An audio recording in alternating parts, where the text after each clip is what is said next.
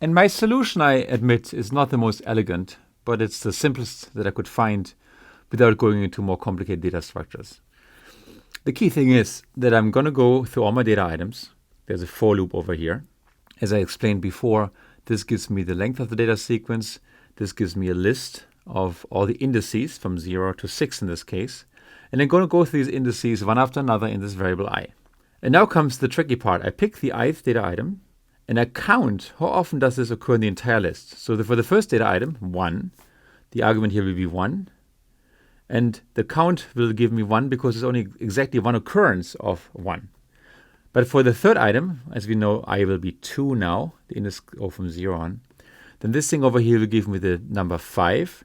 And when I hit count, I get back 3 because there's 3 occurrences of 5. Now I need to find the maximum count, and specifically the data item that maximizes the count. For that, I've implemented a variable called mode count that I set to 0. And if my current count exceeds mode count, then I found a new winner. So as a new winner, I'm going to set the new data item to the winner, the mode.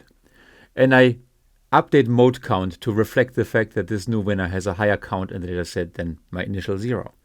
I iterate this, out comes the mode. And when I run it for this data set, I get 5.